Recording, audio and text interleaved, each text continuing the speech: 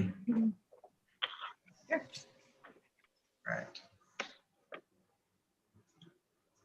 All right, I think we're live. I got a little thing that says meeting is now streaming live on YouTube. All right, so let's go through the roll call really quick. So Josh K. All right, thanks, Josh. Aaron Turpinning, I'm here. I should say that this is our December 10th meeting of the Downtown Advisory Board. And then we have Vincenzo Maduri. Don't see ya. Okay. Tyson Giza. Here. Thank you. Charles Weathers is not going to make it today. Brad Compton. Present. Thank you. Scott McLeod. Not present. Linda Nishioka. Present. Thank you. Jordan Truitt. Hi, Jordan. We'll all get to meet you in a minute. Vincenzo is here. Hi, Vincenzo. And Lori Miller. Thank you. Okay. And can I get an approval of our agenda? Need a motion. I move to approve the agenda. Thank you, Lori. I see Vincenzo with a second. Any discussion? All those in favor, thumbs up. And opposed? Okay, passes. And approval of the minutes. Same thing, I need a motion. I'll move to approve the minutes. Thank you, Lori. I'll second. Linda? Thank you, Linda. Any discussion, edits, changes? Okay, all those in favor, thumbs up. Thank you, and opposed? Okay, passes, great. Thanks, everybody. Just want to get that stuff out of the way. So, yeah, we've got a new face here who I don't know. So I don't know if Cherie, you want to introduce Jordan, or Jordan, you want to introduce yourself? Well, I'd be happy to introduce Jordan, and I'm very grateful that he chose to apply and be selected to be on the board. I will turn it over to him to give information on himself. I'm also very happy that he is located downtown. So it gives us that voice because he represents a business that is in the downtown area. So he knows what is going on, which is always very appreciated to staff. Not everybody is close to downtown and knows everything. And he is one like Lori and Brad and Josh that, and even you, Tyson, you know what's going on. So it's helpful when I talk about something. So Jordan, don't forget about me. Don't forget Vincenzo, about me yes. downtown. Well, I wasn't sure if you were back downtown yet or if you were still out at She your forgets parents. about me. Okay. She forgets about me every time, Jordan. No, I don't. I wasn't sure if you were back downtown yet or at home still. I'm giving you. Okay. I love you. Love you. Let Jordan talk now, Vincenzo. Thank you for the introduction, Cherie. I see some familiar faces and a couple of new faces, so it's a pleasure to meet everybody. Jordan Truitt, maybe be a familiar name because of our family's canning operation down on Front Street. A portion of that property is actually part of the Riverfront District for the downtown area. So we do have a bit of an interest in what happens here. Going back to my dad, I think about a couple of decades ago, he was part of the Downtown Advisory Board at the time, committee, whatever the phrase was for it back then. So we have a very strong interest in seeing downtown be productive and effective, and wanting to be a part of that. I also work downtown with Josh. So I'm in downtown every day working in the office. So I'm here and doing my thing. Thank you, everybody, for letting me join the board here. It's a pleasure to be a part of it, and look forward to. I think I have a lot of listening and learning to do today, but I look forward to trying to pick up the ball as fast as I can. Thank you. Yeah, welcome. Glad to have you. All right. Let's see, what do we got here? We have no action items, but we do have several reports. Are we ready to move on to our reports, Cherie? So was there anything, other business that I'm forgetting or missing? No? Okay. No, thank you, Aaron. Yeah, we'll start with the RDURA project updates. Michael Miller. Good afternoon, Michael Miller. I'm a senior project manager with the engineering division with City of Salem. Cherie asked me to come and kind of report on a few of the projects that I have been a part of downtown and kind of what their current status are. So I'll just kind of go through with the same order there on the agenda there. The first project is the Union Street Family Friendly Bikeway. This project's one that has I've kind of captured as being my project here in the last few months. And what the current status of the project is, it's currently under preliminary design. We have that underway through an engineering consultant, Harper Hoff, Peterson Regelis. And what that preliminary design entails is it is conducting the topographic survey and mapping to create the base map so that we can start producing some design concepts for this project. The project's looking at Union Street from the Commercial Street intersection through heading eastbound to Summer Street and providing bike lanes along Union Street, which will tie into some of the existing biking lane infrastructure that is in the Salem area. What we're looking at is the Design Accepted Package, or DAP. We're looking at that being completed by Harper Hoff in mid-February. And that provides us different design alternatives and what the potential impacts of each one of the different alternatives has on the project for moving forward. And we're looking at that coming in, like I said, mid-February from Harper Hoff. And at that point, the city will start scheduling public meetings to provide an opportunity to present those findings and the alternatives and receive input from the public on where we're going with this project. And it's one of the things that is actually required as part of that project because it is a federal aid. It's getting federal funding. So from that point, we'll move on to taking in that input, moving forward with the design, and we're looking at final design anticipated about the beginning of July of next year is when we're anticipating that to come in, with advertising construction to follow. And again, that's going to be dependent on the federal funding for the construction, which currently is programmed in for the federal fiscal year 2022, which starts October of 21. And at that point, that's when we will then be allowed to go out to obtain bids from contractors and then looking at having construction start probably in the spring of 2022 to start doing that work. So Michael, before you start on the next one, for those members who are new, most of you have had orientation with me, but we talked about the projects that came out of the Central Salem Mobility Study. And basically those were projects that were addressing transportation types other than vehicle. And we were looking at areas where we had already made investment. So we had put money into the historic railroad bridge and obviously Riverfront Park. And so one of the projects that we did first was the signal for bikes on Commercial Street.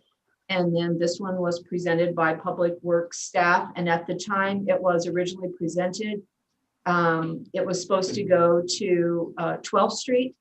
Michael can talk about why the scope has been, the distance isn't the same at this point. And then our funding for this project is $1.5 million. Thanks. So Cherie, that was $1.5 million from the URA in Correct. addition to like the federal and other dollars that are. Right. Our, for those of you again that are new, it is not uncommon for urban renewal dollars to be used to meet a match requirement in order to be leveraged to get the federal dollars. In fact, we do that quite often. And this was, our money was a match to try to get a significantly larger amount to do, again, a larger scope of project outside of our money. Our money can only be used within our boundaries, but certainly the project goes beyond our boundaries and we'll use those federal funds for that portion. Michael, I think you mentioned some public input in the process. Yes. How is that going to happen, or what are the avenues that people might be able to chime in or review this is going to be one of those new ones for me. We typically would have an open house.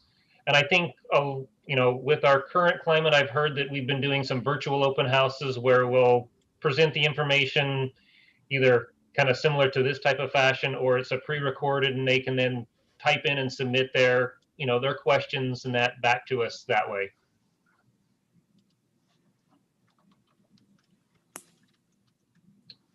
Okay, so if the board here wanted to be part of that process, will we get some kind of an email or a? Yeah, and that's one that I can reach out to Sheree and she can find out, and we can kind of do the same thing as do a presentation at one of the DAP meetings. Okay, cool. That'd be great. Before you move on to the other items on your list, does anybody else have any questions about this particular project? Just out of curiosity, it looks like there's a lot of, excuse me, street parking on Union Street right now. Or is that going to be wiped out as part of the project? That is one of the things that this design alternative is looking at, is how to balance. Right now, we're trying to figure out how to balance adding bike lanes, maintaining parking, and then also maintaining the trees.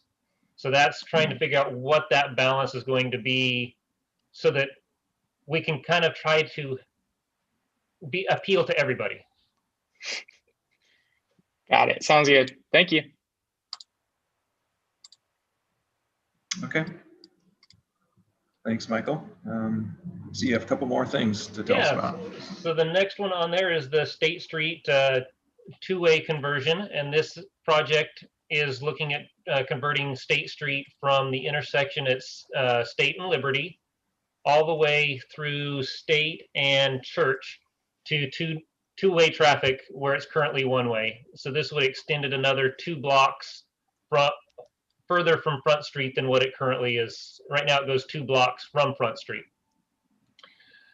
We have the contractor's actually been out and working on this project. All of the new traffic control devices are in place as of, right before Thanksgiving, and they have been tested and they're functional. But due to earlier in the year, the unhealthy air conditions delaying the construction crews and then weather sneaking up on us, we run into a point that it started raining and we weren't able to get to the point of being able to restripe the road to allow for the two-way traffic. And then additionally, on top of that, the downtown construction restriction during the holidays periods begun, the week of Thanksgiving, and extends through New Year's, which limits the contractor from starting any new work downtown that would impact or reduce travel lanes, parking, or access on the sidewalks. So that has kind of put our project currently on a hold until we get out of the moratorium in January to do the work. And at that point, weather permitting, if we can get 2 days without rain, we can then, consecutive days without rain, we can get the striping contractor out to get the striping on the street done, which would be changing right now there is 3 lanes currently running eastbound, and it would be converting the southernmost lane, so only 1 lane, to westbound traffic. So we'll have 1 westbound lane and keep 2 eastbound lanes on State Street. And then also converting the parking stalls on that south side of the road. They are angled stalls to meet with the correct direction of traffic.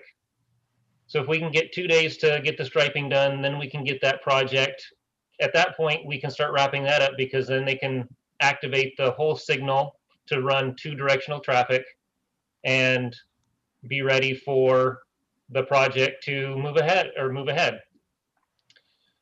kind of one of the things to note with this too is as part of the construction contract, the contractor is responsible for putting up advanced their temporary signs that say new traffic pattern ahead.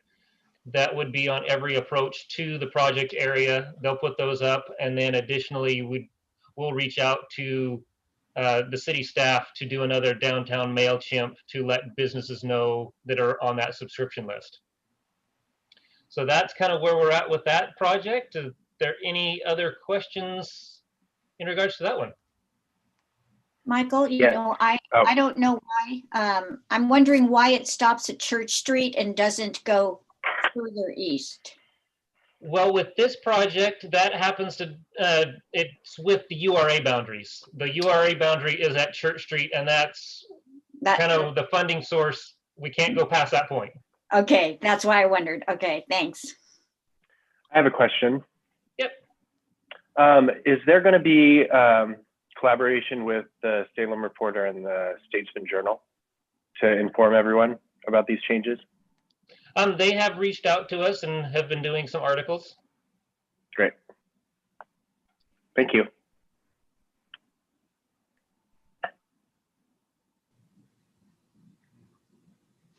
I like your idea, Michael, about incorporating any public input through a DAB meeting to kind of take advantage of the public forum that's created here.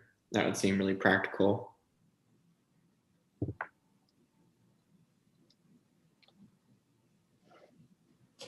So Michael, when it's been such a long time and a lot of these board members are not familiar with the Union Street project, and certainly when that one first was being considered, Julie Warnicki did a lot of public meetings and had input from the public on that design. So I guess what you'll be doing is you'll be creating some visuals that will show where you're proposing to put a bike lane, how that would or would not impact the parking spaces, the width, all of that. So basically what I'm hearing from Josh is certainly it could be something that we put on the board's agenda. We could even have it as an action item as far as which one of the options or designs that they would want to go on record supporting. So, I mean, certainly they could each participate in a virtual meeting that you had too. And I'm sure part of that would be some kind of survey for those attending to state what their preference is. And then depending on the feedback you get, you may or may not have to even change it another time for something else. But I guess we're just offering to have that be a discussion item if you would like for the board. Am I getting that right, Josh? So yeah, that's not a, that wouldn't be a problem. In fact, that's kind of where on Union Street, that DAP package that we receive gets us, is that way we have visuals that we can look at to kind of see what that is. So it would at least have something to kind of tie in so you know what you're looking at. Visuals are always good. Thank you. All right, anything else before I move on to State Street? Or not State Street, Streetscape. Streetscape. No, go ahead, Michael. All right, so Streetscape, as you know, I don't know how many of you are actually kind of going downtown right now, but with that project, most of the associated work with the State Street project is complete. The remaining items that are out there that still need to be completed is there are light poles for doing the lighting and associated wiring.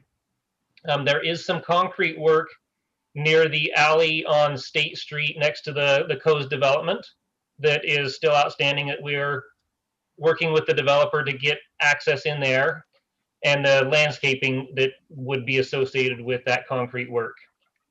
That concrete work and landscaping, we are anticipating, they were supposed to pour that today, but the rain has kind of delayed that. So they're hoping tomorrow to get concrete poured.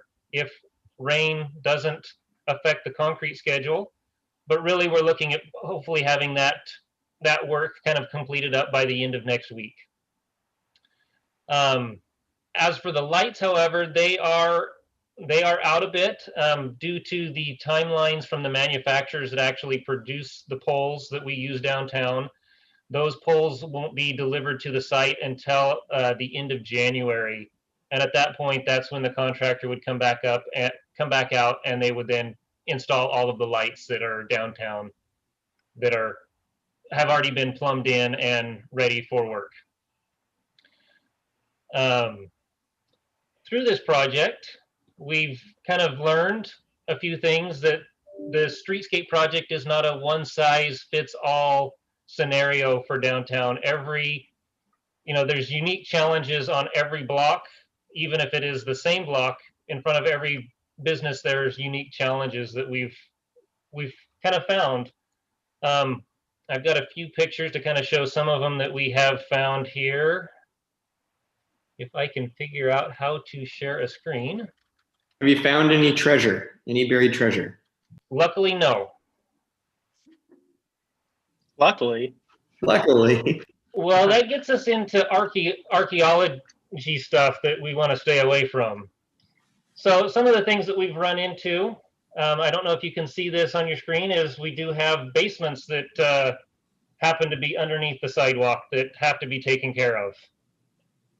So there's a few items that we get to try to figure out. Pictures. Are those timbers or is that steel? Those are steel beams. So they actually extend out all the way to the back of curb right at the street.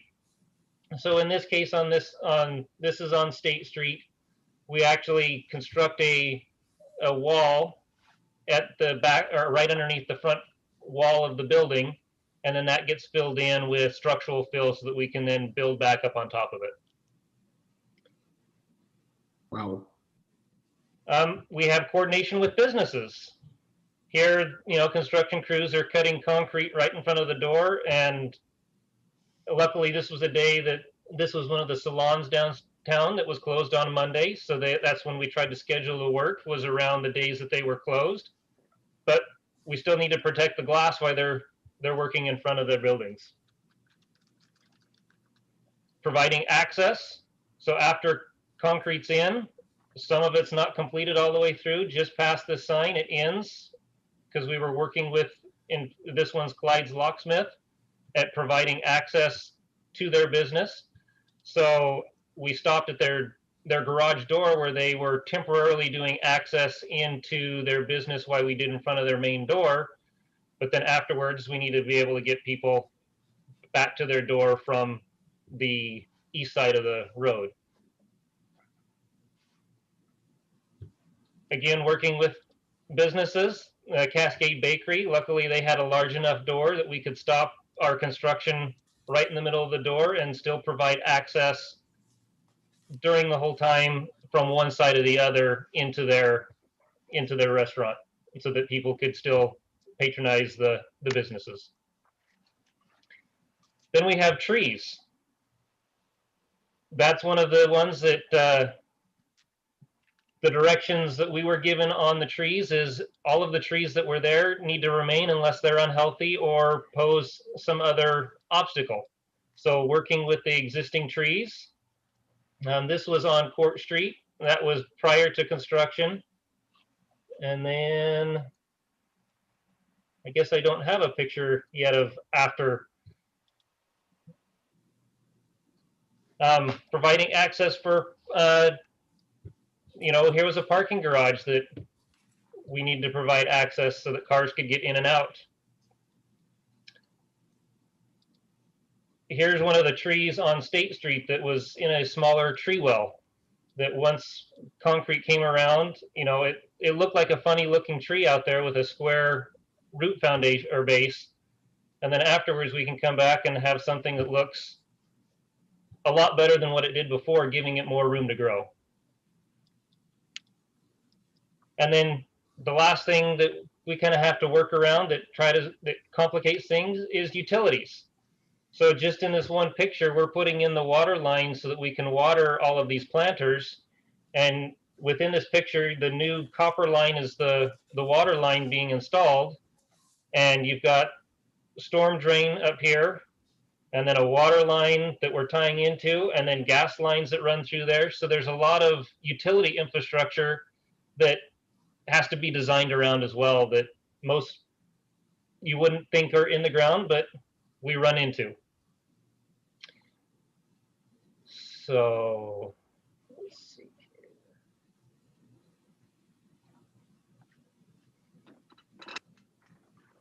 So yeah, that's kind of what we've run into, you know, and we've learned a lot from this one, just with even the outreach. And one of the other things that we've learned with at least just the outreach to businesses is typically we go through and we notify the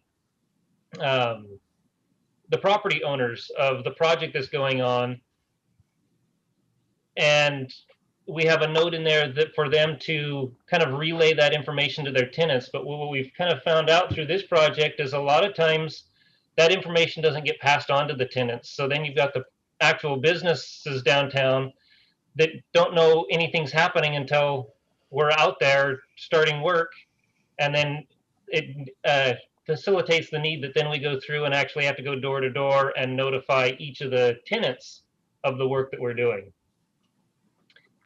So has everything been amicable for the most part with some of those communication breakdowns between landlord and tenant?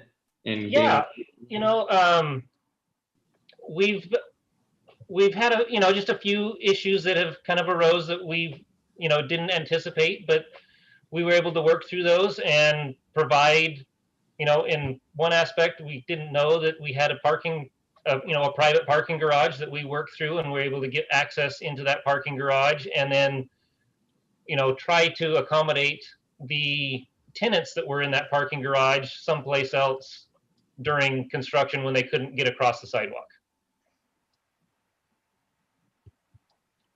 So Michael, when you, one of the key elements of this project has always been, it's not just what you see above the sidewalk that we're doing as far as improvements. It's underneath the sidewalk, the infrastructure that we're putting in, the ability for us, hopefully in the future, to be able to accommodate fiber, electrical,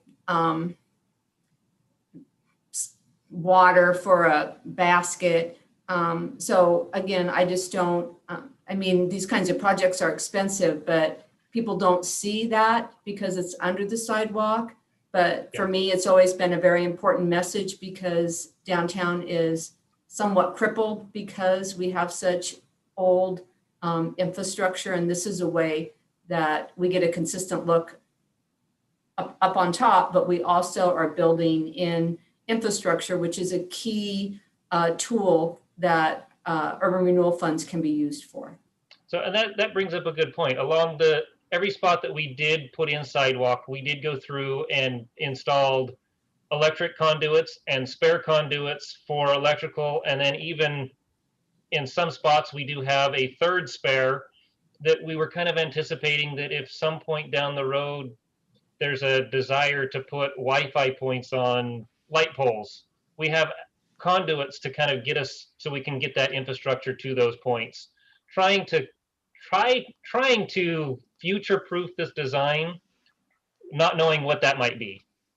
And along with that same trench, we did go through and we do have sleeves in there that we can, and we're utilizing to provide irrigation to all of the planters. We did come through and there is a drip line that's going to every one of the new light poles that we can put hanging baskets, and those are on an irrigation system rather than somebody physically going out and watering those baskets on a regular schedule. So trying to think through some of those items up front and trying to plan for them, whether they're used right now or not is, kind of that debate. Well, you are amazing, Michael. It's just a pleasure working with you. You keep me up to date. You're very responsive whenever we've had issues or questions from anybody. And I think that the more they get a chance, the board, to even hear your presentations, they will get the sense of how you would be working with and interacting with a business or a property owner in downtown. You are always how you are today in this meeting. So thank you for that. Thank you. Cherie, can you remind us all what the schedule is or the plan is going forward as far as implementing more streetscape, more projects? Again, that is our discussion that will be coming up. But so far, the board's intentions are that we have money in our budget every year to keep moving forward with the design work that happens first. And then obviously you go out to bid and then you actually start the project, which is why you don't always see all the money that you would need because you're not going through design and building it typically in the same year. So Michael is already looking at and working on phase 2, the design element of that. So again, unless something changes, streetscape, just like keeping money for opportunities, has kind of been the key elements of the riverfront budget conversations each year and recommendations, because you want to keep that going. It's going to take many years to get that all done. So it's just a matter of which how you streets are on design right now? Pardon? Which streets are being designed right now, and what is the schedule for when the construction is on those? Well, we talked about this at the last meeting in that we're looking at the south side of Court Street between Front and Commercial to complete that area, because we only did the north side to tie in to Paul's project. And then we're looking at High Street between Court and Chemeketa. And again, because of COVID, like I shared last time, there's so many, even the council, there's so many people that are concerned about anything that could impact a business at this time. And certainly, like Michael just went over, depending on where we were, it could impact, especially restaurants, many of them, versus we tried to choose locations that would be the least impactful to that type of a business.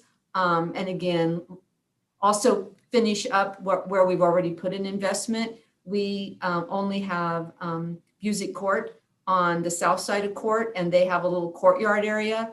And, there's no ped lights or anything in that dark zone. And it would really be nice to have both sides finished. So that's what Michael will be working on in phase 2, as far as the timeline for how that's all working with him. He's going to have to share that. Sorry. I don't have that on my board in front of me. So we're actually right now, in fact, tomorrow we get back all of the proposals for engineering consultants on that project, and looking at having the design for those 2 block faces. We're looking at having that done in April, so that we can go out to bid and try to get something constructed, summer, fall of next year. Great, that was the part I was hoping to hear. Well, thank you. Thank you, Michael. Yeah. Any other questions or comments? Michael, before you go, I'd like to ask one more quick question.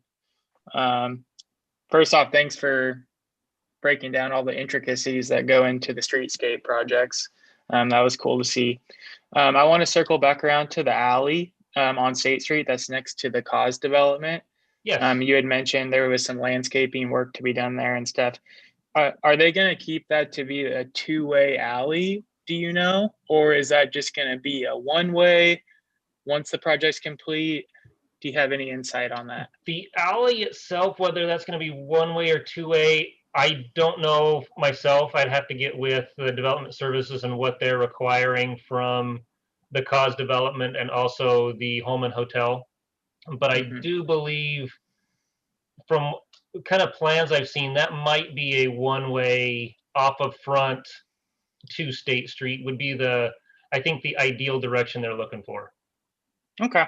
It's pretty Nice, and narrow, so yeah, I was just curious. I can kind of answer that question just from a general standpoint, having worked on a lot of projects downtown. The alleys are about 16.5 feet wide typically, and they're not directional. They're two-way, but obviously a lot of times you have to either stop or pull over or something to have a car pass each other. When like on Paul Gaylor's project on the courtyard on Front and Court, he voluntarily widened the alley, giving his property up to make the alley actually at parts of it 24 feet wide in order to have parking off the alley. I know not all, in the past that wasn't required. Now it's required that if you have any maneuvering of parking, that you have to widen the alley in order to accommodate that. So otherwise you are not required to widen your alley unless, again, you're trying to accommodate maneuvering of parking. So kind of off subject, but. Piggybacking Go ahead, Linda. off that. Oh, sorry, Vincenzo. No worries. So Coase did have to give up some, we had to give up some property so that the alley would be widened a bit there for that building. I'm making the assumption Holman Hotel will have to do the same thing. There is a sign on the alley of, which direction to turn if you are heading south on it. But the alleys are going to be, that alley is going to end up being very busy with the parking from Coase. Of course, there's only like 20 parking places, but with the Holman Hotel, that is probably going to make it extremely busy. So I'm not sure what the city will do about that. I remember when the hotel's architect came, sorry, Vincenzo. I remember the hotel's architect came in and did the DAB presentation. And I remember them talking about how they were going to utilize a portion of that alley because of their concern about the frontage on commercial, having that curb bump in. So yeah, I bet you that's going to be very busy. Vincenzo. Since we're talking about alleys, the Salem's Historic Grand has an alley behind our building, and there's trash receptacles. And Cherie, you mentioned we're talking about that later, but since we're on the topic of alleyways, I wondered if there's a plan to put a sign that's on the ground that says one way or two way, or leave room for trucks, because trucks pull in there and stop and unload, and there's no one at the wheel and no one to be found. And it just doesn't make any sense, rhyme or reason, for how long people can stay there. Because we say parking is 3 hours, but alleyway is whenever. And I think that's a little ridiculous. So if anyone has any opinion or comment about that, I'd be open to hear.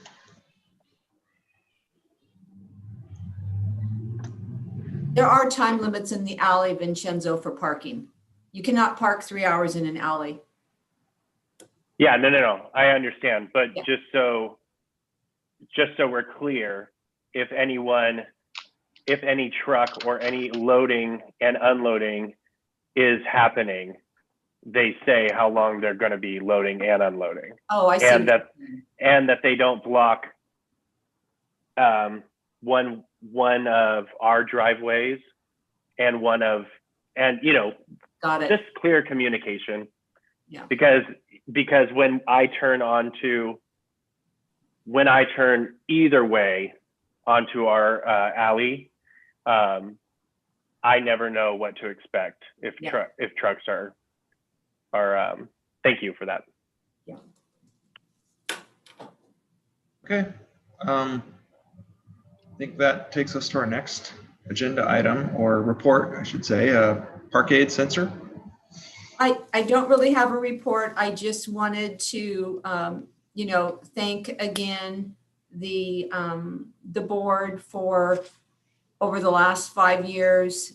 Part of the goal has always been to increase the usage in the parking structure, to make it more visible, to get the utilization up, because it's always not been at its capacity. Obviously, COVID and everything has impacted the occupancy of them in itself, but we had our projects underway. The first one being when we went and removed all of the burgundy gold parking signs and went to the big P and the blue and white. And I think that in itself made them more visible.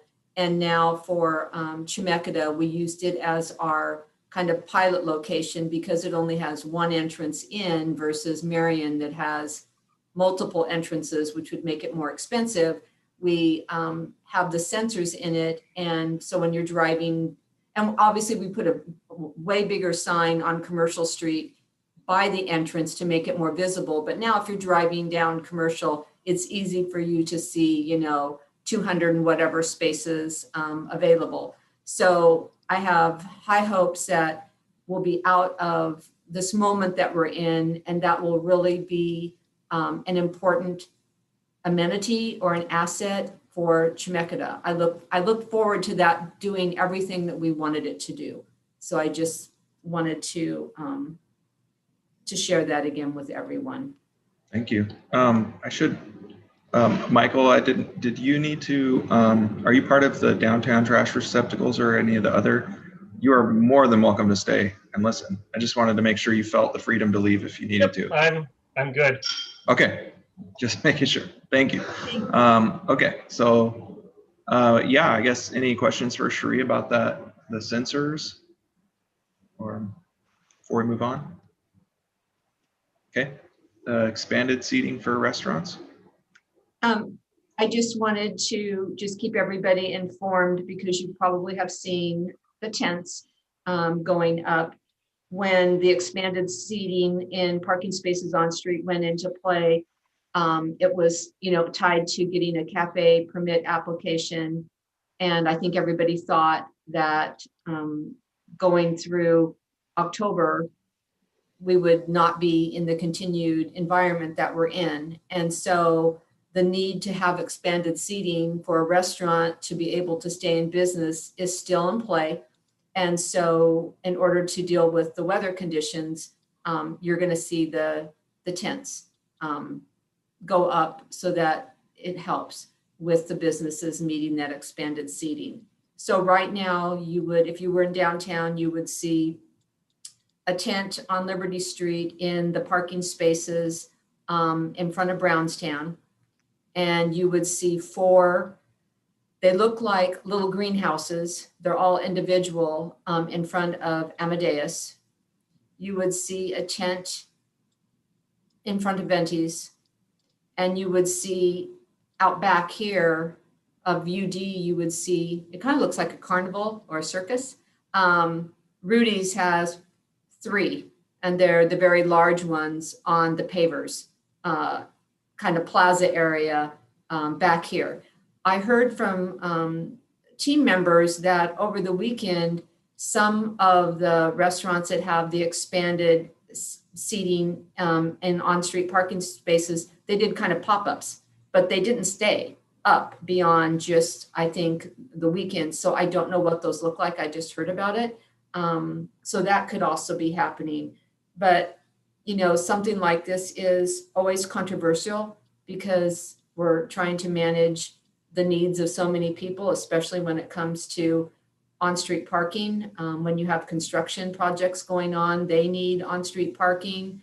And so I just want to keep the board informed because depending on who you're talking to, it could be a plus or a minus. But I just want to remind everybody that the council directed the implementation of, dealing with the streets and trying to find a way to accommodate the expanded seating for the businesses. So it will be ongoing until things change for them. Any questions? Chinza? Has anyone been inside any of those pods or tents or anything? I haven't. They look kind of cool, but I haven't personally been in one. I've seen people at Venti's under them, and I guess on the weekend, Rudy's was smashed. They had they were so busy. They had a lot of people booked for the holidays, and to lose that revenue would be very difficult for them, which is why I think of all of them, they really have gone all out to try to find a way to hold on to those bookings that they had. But yeah, I haven't really seen anybody in the little greenhouse looking ones, but what's kind of nice about that is that it's just probably one family, you know, in one of those at a time, versus if you're in Rudy's, there's multiple tables, so you could be with strangers, and those little ones, you're kind of, you know, but definitely more intimate for sure. I could be wrong, Sheree, but I think that as part of the governor's guidelines, they have to be open on one side.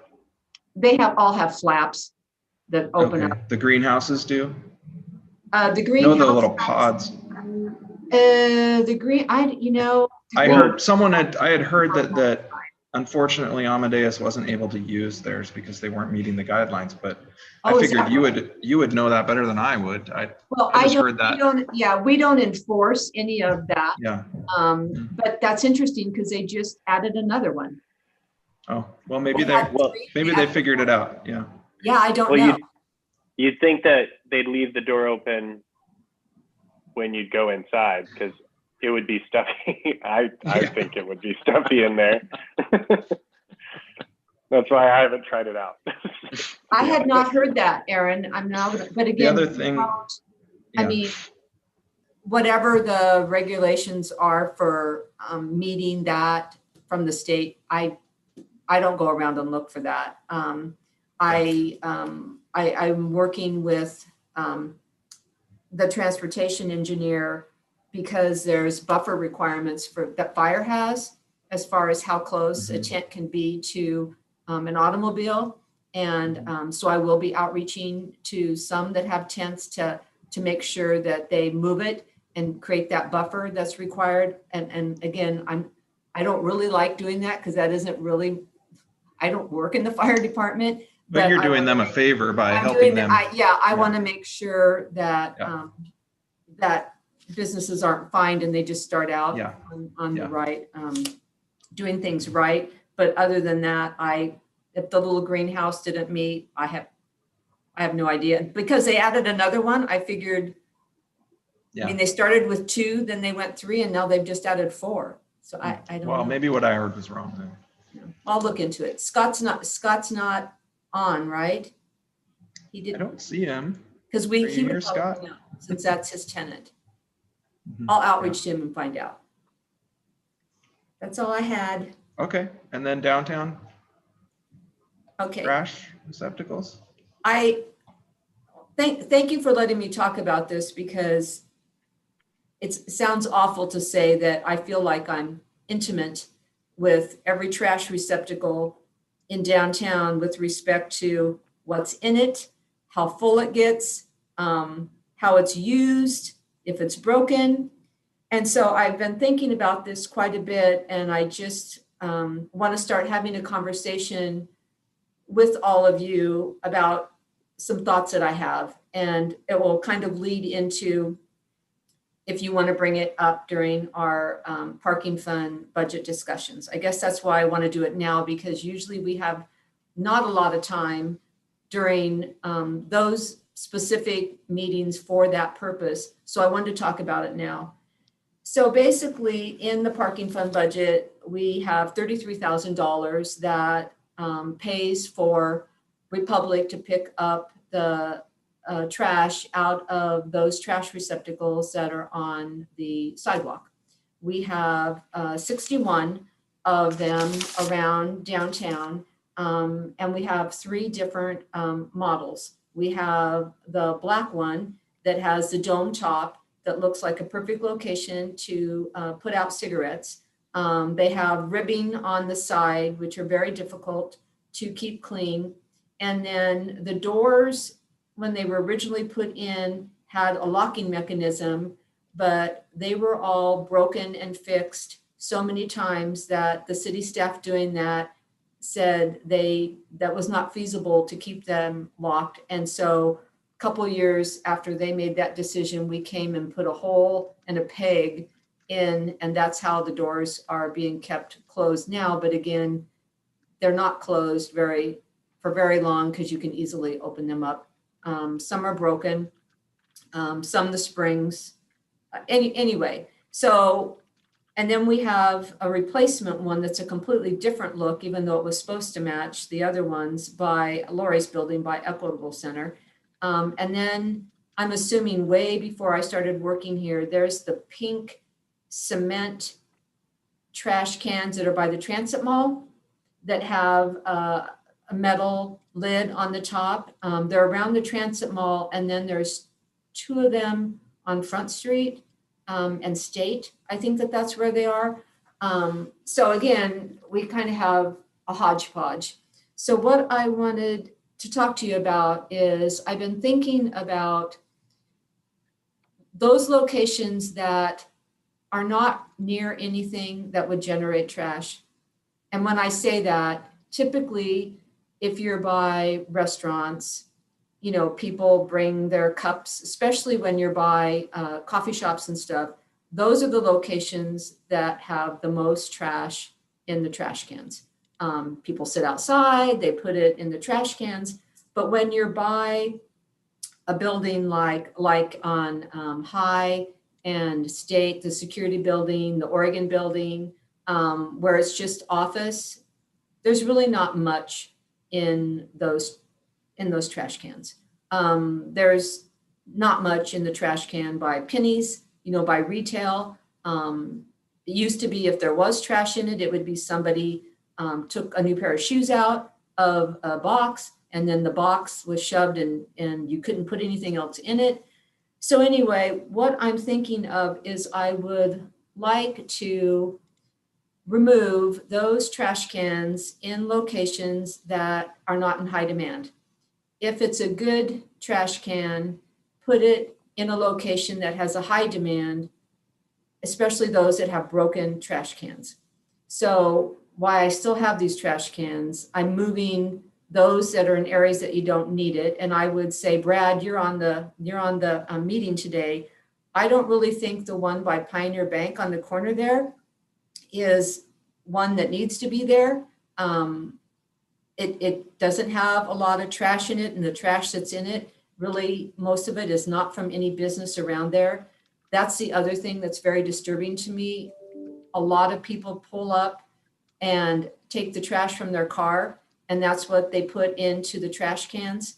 I actually saw a couple of ladies with children parked by Rite Aid, back of the SUV up, and this was last week. And basically they were cleaning out the back of it and just putting it all in the trash receptacle there. They were just, you know, normal looking ladies that must have went to Rite Aid, but they were just putting all this stuff into the trash receptacles. And a lot of the trash, because again, I hate to say this, but I do see it on the sidewalk and pick it up, is not from any business in downtown. We don't have a McDonald's in downtown.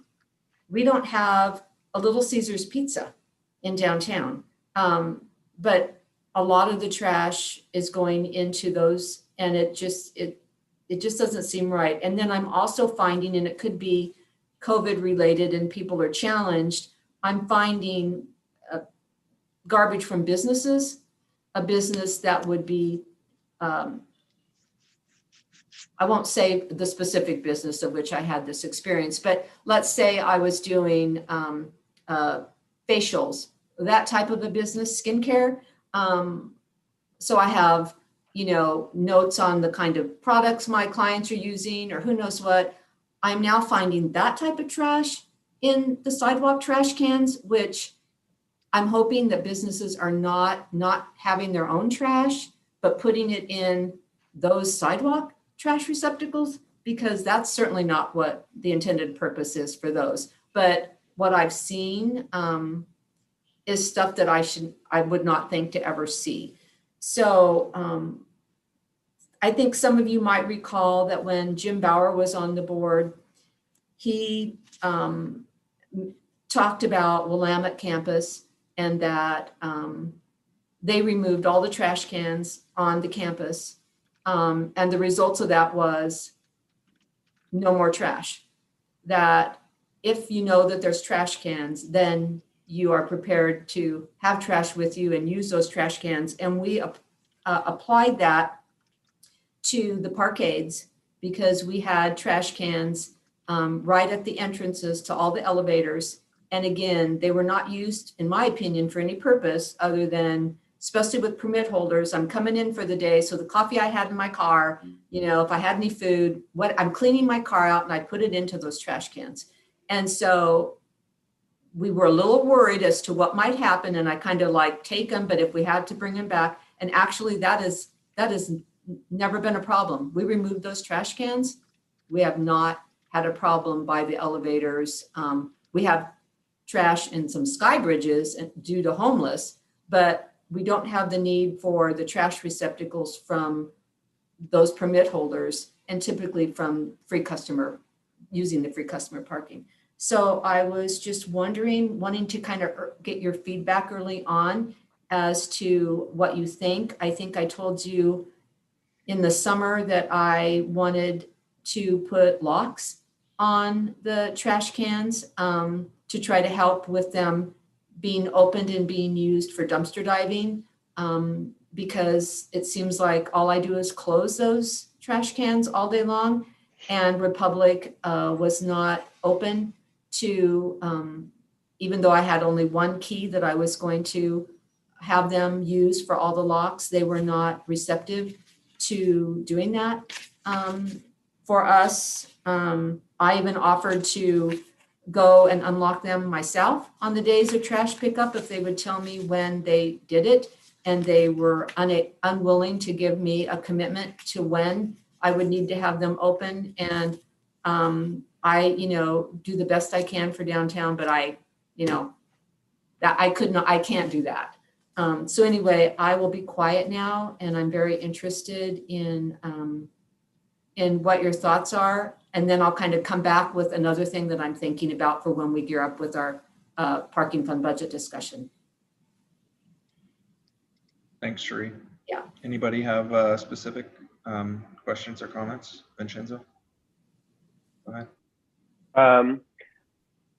These aren't, like I said before, these aren't about the city trash receptacles on corners, but the trash cans that are on the sidewalks on the alley behind the Salem Historic Grand. And I don't know who to go to, if it's Sheree, if it's anyone else, to talk about taking those off the sidewalk so people aren't walking on the street where cars are driving. I can send pictures too if you don't understand what I'm talking about. So Vincenzo, in the alley, like behind your alley, you have Metropolitan, you have VN's, you have Engelbert Antiques, you have Book Bin. So if I'm walking from Court Street to State Street, there are, Rebecca, if she's on here, she would know for sure. Let's say there's 13 blue or brown garbage cans all along there on that little ledge that there is between where you drive and kind of you step up, and that's where the trash cans are. Is that what you're talking about? Yes, Okay. yes. Okay, so I'm talking about like the one right there by Marco Polo. No. Yeah, no, I But understand I'm gonna come back to you for a second. So Okay. one of the first projects Rebecca had was to sit down with Republic, take some pilot alleys, and which was one of yours. The other one was behind Amadeus. because of that look. I mean, that looks awful. And so we wanted to know if we could consolidate, would any of the, because, Metropolitan has what, 20 residents? So each resident has a trash can out there. No, And actually, oh, go ahead. when I lived there, it's closed in. So that's why I'm wondering So why. the residents all had one. So it's recycling that's back there. Okay. It is And trash.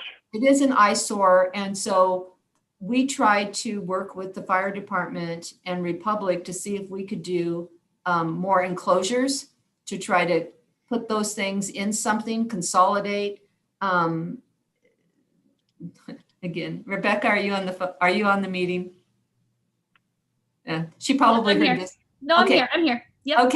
Okay. So you want to let Vincenzo know everything that you did and the challenges for trying to address that. We are very aware of that. We would love to have something different than what we have. Yeah. Yep. So like Cherie had mentioned, I'll give you the Cliff Notes version, but that was one of the first tasks that I was asked to kind of research was, could we create some sort of an enclosure or a pod, or what could we grade down the curb as well? Because is there a need for that lip right there?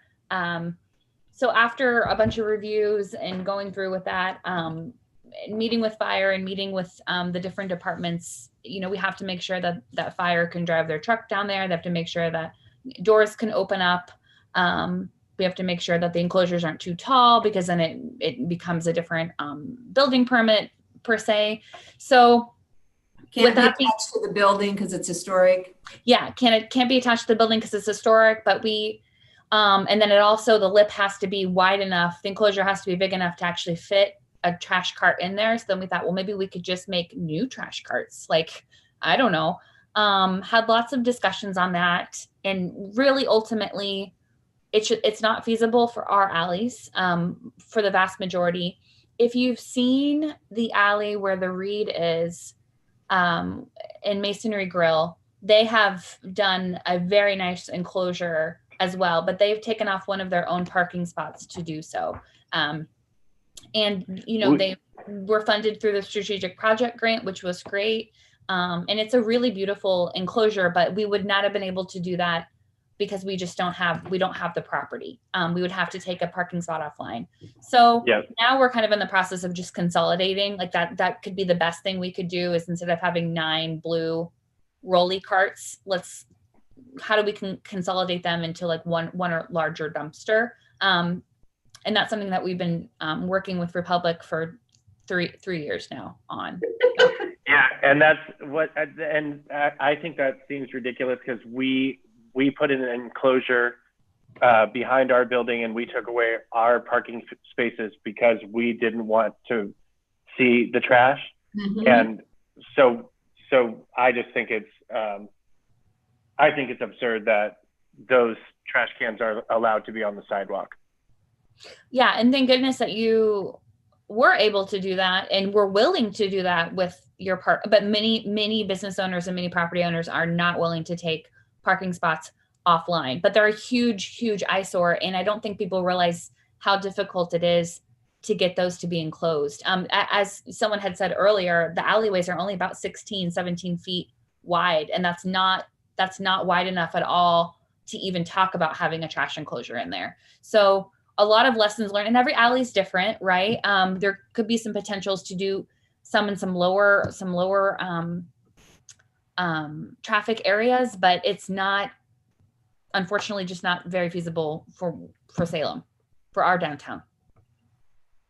So you're saying that there is nothing that's going to be done or with those trash enclosures. I know, I wish I had better news for you. So we are still working with your control that, Vincenzo. Yeah. It's legal for those property owners to have those trash cans there. What we were trying to do is get the property owner to work with their adjacent property owners to try to reduce the number of those trash cans. But they have to have a place to put a trash can, and a building like the Metropolitan doesn't have parking or any space to even do some kind of anything like what Kitchen on Court did and like what Mason, like what the Reed did. But our goal has been to try to bring awareness to it and bring people to the table and talk through, would they be willing to work together to try to help with that look and feel. And like Rebecca said, some were willing to sit down with her and work with Republic, but that wasn't the case for all of those. And your alley was one that, because it's used so much, it really doesn't look pleasant with all of them out there. Especially when Doug and Gail did a beautiful enclosure for their project too. Right, that's what I'm saying. Recycling I can kind of touch a little bit, because recycling is an added expense, is not an added expense. Everyone gets recycling for free. So in my perfect world, I would love to get a list of every business owner who is getting their trash in downtown. I'm not privy to that list because that's private knowledge. So Republic won't give me that. So if I want to have a meeting with anyone, or if I want to talk to him about which trash cart is this, they have to reach out to the property owner or the business owner at that point. I can't do that. But one thing that we can do that's low hanging fruit is consolidate the recycling. There doesn't need to be 10 different recycling containers that are only at half capacity. Recycling, since it is a free service, no one's paying for it. We did go through in the alley where the Reed is and Amadeus and take out all of those and replace it with one bin. And that's been really great. I would like to do that for the other ones, but since it's trash, then it's, well, who pays for what? How, what if one business had more trash than the other, and now the trash can's full, and then businesses, it has to be in one business's name. So is everyone going to Venmo the other business money every month to pay for that? It got to be really iffy. I would love to just be able to put up screens or something like that. And again, that can't happen because the alley is too narrow. Republic can't service them. I tried swing doors, slide doors, anything that's not attached to the building, vegetation, that might be a good idea. But unfortunately, the only thing that we can really focus on at this point is kind of the alley off the alleys and creating enclosures and gates. That might be something we can do for some of our alleys, but believe me, Vincenzo, this is like, I have nightmares about this project. It's been... No, I let me tell you, this was Rebecca's first project with me, and I wasn't sure she was going to want to stay employed because my husband's like, oh, how do you know so much about trash? I'm like, I know everything about trash. It's crazy. Oh my God. I'm sorry. I mean, I don't mean to sound like a brat, because you said you've been working on this forever, but Metropolitan, since I've lived there, they put the trash and recycling inside there. Since I've been in the ground, we put our trash in there. And so I don't understand why everyone has to be not wanting to collaborate. And like you said, you've been working on it, and I commend you for taking Linda, everyone's Did you have something you wanted flag. to say, Linda? Yeah, I was going to also say that when you have larger receptacles to put your trash in, or even the recycling, it means a different truck coming down, and the truck has to have space to be able to lift that bin. And oftentimes the types of alleys that they have to go through cannot do that. So, I mean, there are so many factors, because on on the Salem Main Street, we were on the design team trying to figure out ways to make the trash look better. And it is amazing. Rebecca has proven to all of you how much work that is. And it's not an easy answer, and there is not an easy fix. We even wanted to do the ones that you smash down and they but they're too heavy. They're very, very, very hard to service. So that was a lesson learned. A lot of people keep referencing back to Boise because they have such beautiful downtown, and their trash seems to be, it's just a really different animal. So, but Vincenzo, with that being said, just because we've been working on it for 3 years, it doesn't mean a new idea can't pop up. So new people, new property owners, new business owners, every year is different. If you think of anything, send it along to us. I'm happy to add it to the file and maybe we'll solve this problem. And if that's the case, I'm just gonna mic drop and quit.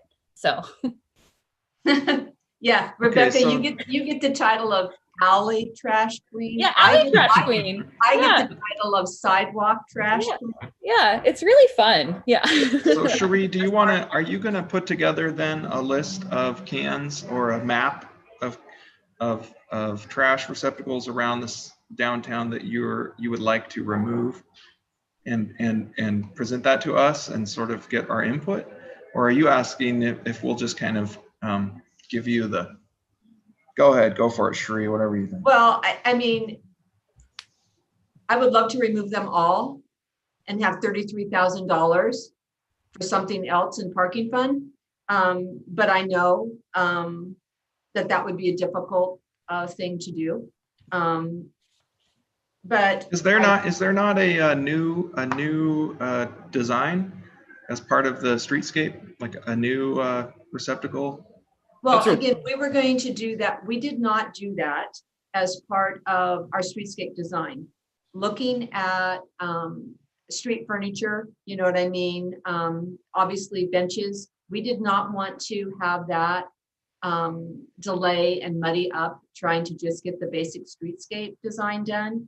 That will be another project that we will have to take a look at, because now that we've learned so much about what doesn't work for seating, because of all the issues that come with it, we will now apply that. And certainly now that we know the worst kind of trash can to get, we would not want that kind of trash can. However, in a historic district, you can't just pick one that you might like. It has to be something that works with, I think that's probably the reason why there's the pink cement ones around the Transit Mall, because that's not in the district. And why we have the black ones that we have in the downtown core. So no, what I would like to do, my first step would be to just look at those that are really not, they don't have much trash in them. And if it's a good can, get a bad can that's broken, replaced with a good can. But I guess like Josh and Jordan, I don't believe that can that's by your office is being used in the way it should. You don't have a lot of businesses there that would generate the need for a trash can, just like Brad, the one on the corner by the bank that is constantly being explored and opened, even though there's really nothing of interest in it. So I'm most curious what both of you think about my comments today. That is a prime example of right out front on State Street. That thing needs to be removed. 3/4 of the time I walk past it, it's already open. I mean, Well, do you think that you would see a whole bunch of trash there if that trash can wasn't there? no, I think I if don't you, either. I follow this logic where if you give a place for people to trash, they're anticipating trashing things. So if you can consolidate, that's all the better. I have a comment though. Like a year ago, wasn't there a program to incentivize landlords and property owners for security upgrades and trash enclosure upgrades? And was that taken advantage of? And were there any roadblocks or people unwilling? Because my understanding was it was 100% funding. Yes, thank you, Josh, for that. And Rebecca spoke a little bit about it. When she first started doing it, we were looking at, and again, Linda is right too, when we first started looking at it, it was going to be something that we thought we could do, that we could come up with a design, work with the engineering, work with building and safety, work with the fire department. We thought that we could come up with something that would reduce the look and feel of those trash cans. That's the first way we approached it. And Rebecca's summary is correct. We were unsuccessful in coming up with any design that would be, that we could implement. We got roadblocks on all of them. And so we then turned around and came up with the strategic grant program, which is an incentive. We pay 100% of the cost up to $30,000 for someone to do the trash enclosures, to put the gates up in for the alleys off the alleys, security lighting, security cameras. And I've come back to the board at least twice to get that refunded. Replenish that budget because it was used so much. So yes, we got several gates put in to help with those. Again, we call them alleys off the alleys. There's one behind like Court Street, Gary. In fact, that particular metal gate they included a reference to Electric Alley in the design of that gate. And there's one on High Street by Security Building and Oregon Building to try to help there. And yeah, Masonry Grill used the trash enclosure. Charles used the trash enclosure by Fort 40.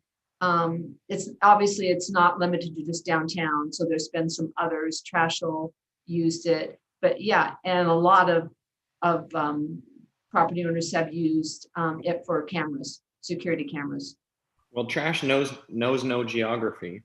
And in hindsight 2020, I just thought it would be, I just assumed that the trash master plan, whatever you want to call it, would have been a part of the streetscape plan, just with how thorough and the investment that went into that. But it's just, I know there's a lot to it. Just hearing from Michael's presentation, I got a headache of just navigating infrastructure alone. But there's limited space and they're not making any more of it. So. And of course, no building owner wants to give up parking, which is so scarce already.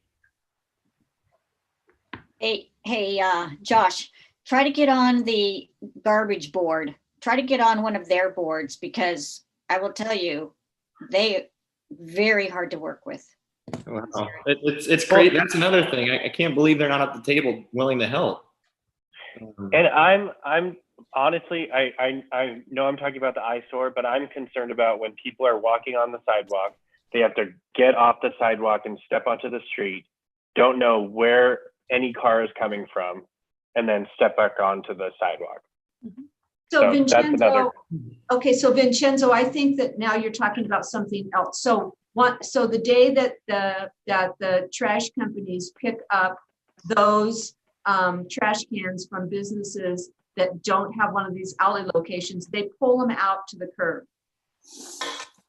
So a couple of days of the week, if I walk down the sidewalk, there's all these bins, recycling bins and stuff that are right on the curb by the on-street parking spaces. Is that what you're talking about too?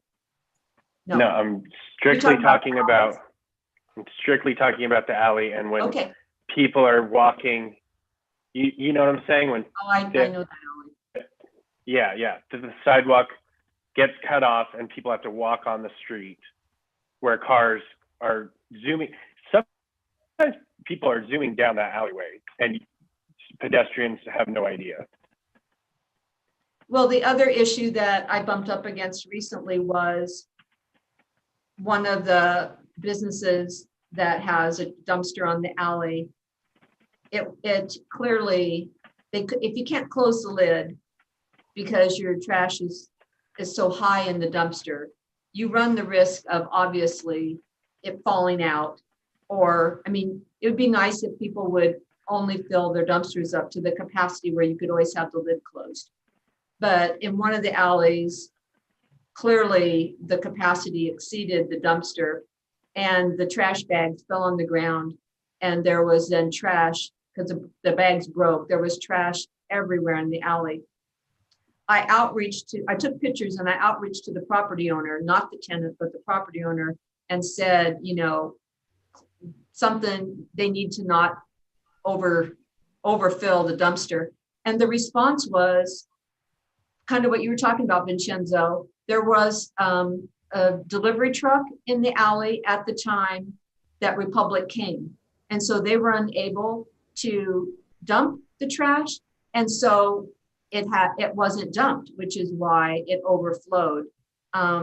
Because it's not like Republic will come back if it's blocked. Right. They're just done for the day. Yep. And so there's just many challenges. And I know there's some alleys that if you're in the middle of it, let's say you're a car and you went down the alley and all of a sudden you bump up against a delivery truck and there's one behind you, they're stuck there for Yep. however long. I see that I more know. and more. I see that more and more lately, which is kind of funny. I've never seen it. Now I see it. You're I stuck. know. You cannot get out. You are blocked. I know. I'm saying, like, I mean, I'm there all the time, so I'm firsthand experience. Yeah.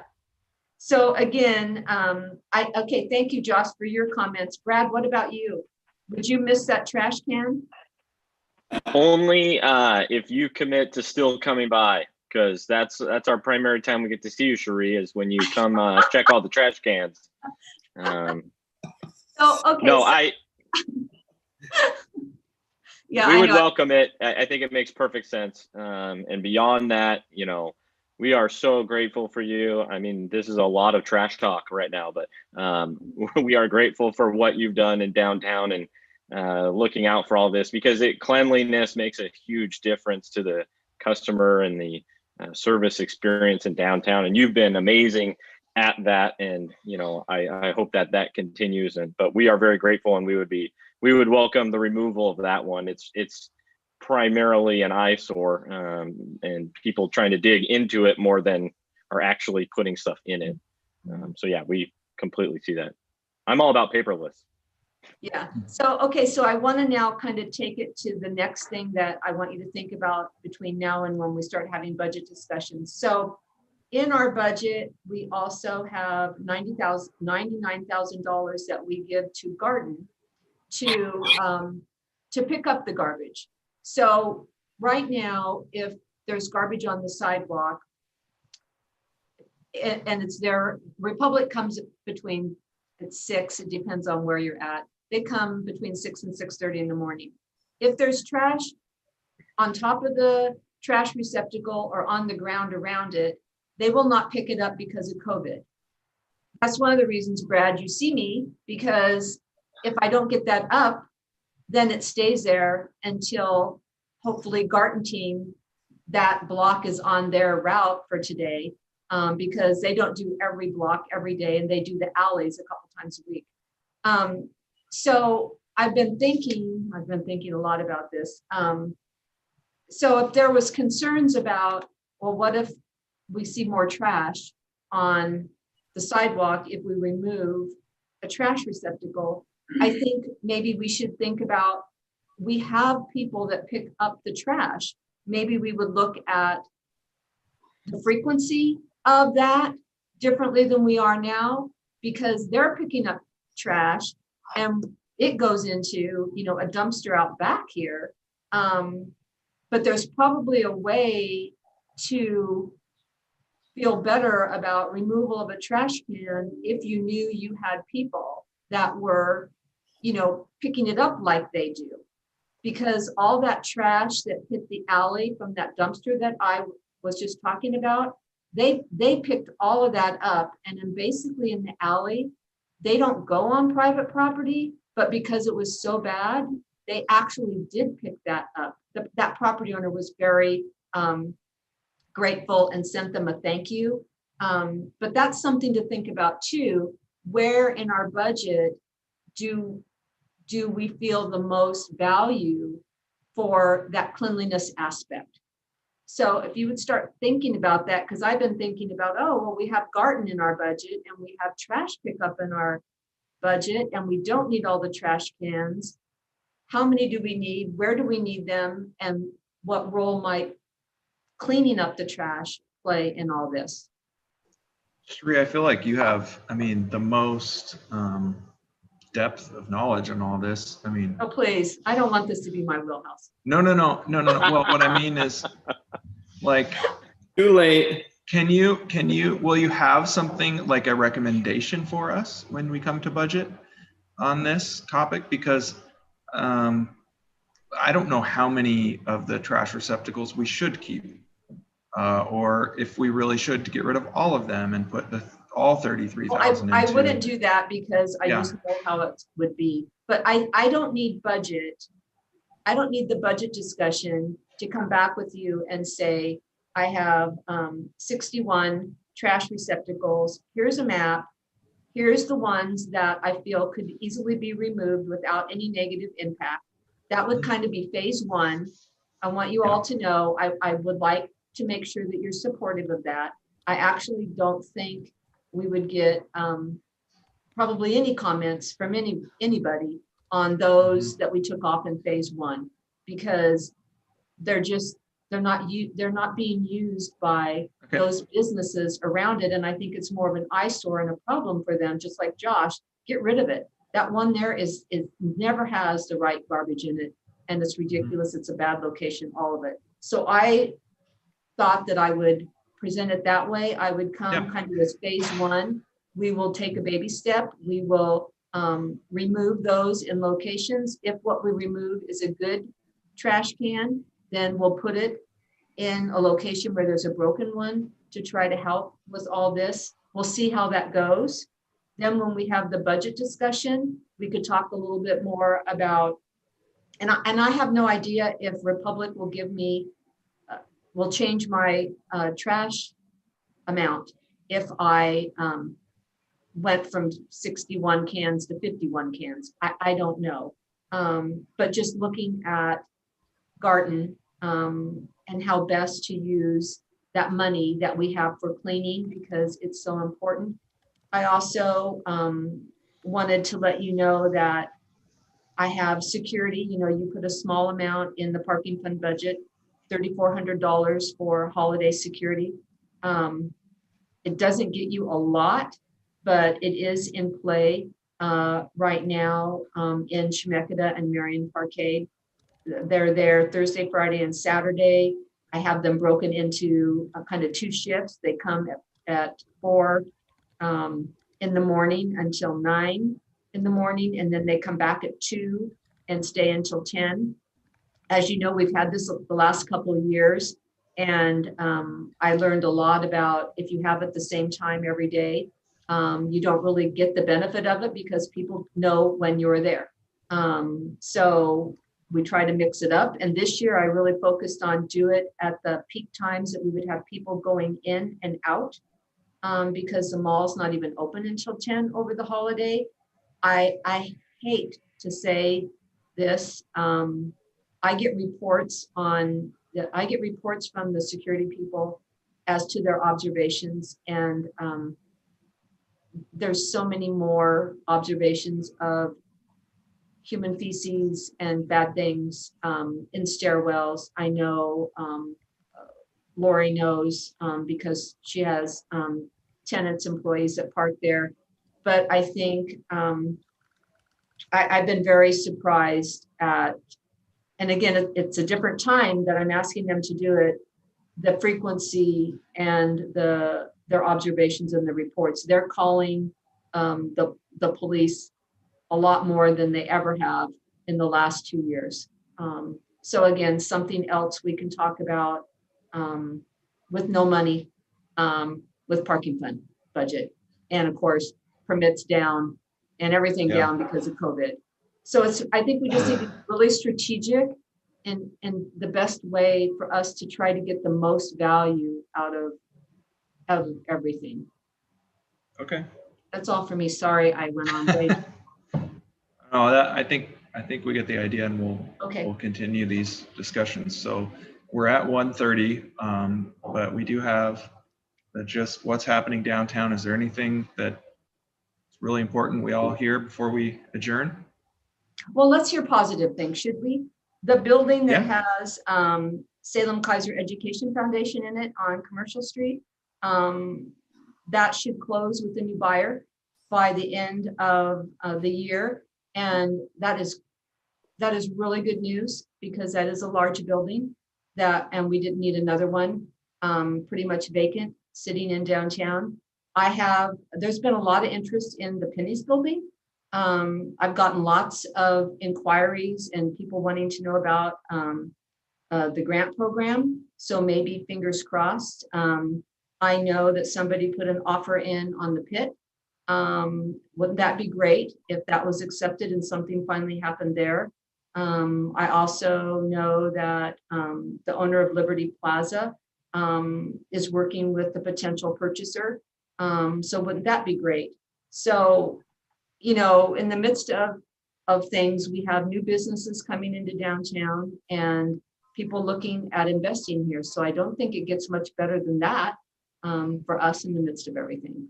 Does anybody else have any news? If everyone wants to go, I don't want to keep everyone. I just think Theatrics is making a switch. I don't know if everyone has heard, if everyone got the email, that we're doing more theater education, and we're going to produce Les Mis School Edition in February. And we have got a generous donation from the Epping Foundation to stream it live for people that aren't comfortable going into the theater in February. Wow.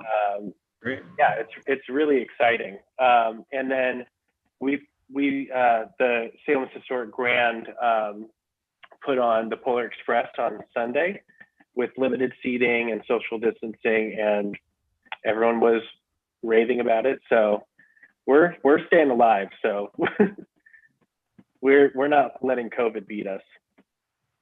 I just want to end, Aaron, with wishing everybody a happy holiday and thanking you again for everything that you do for downtown and all your support of myself and the city.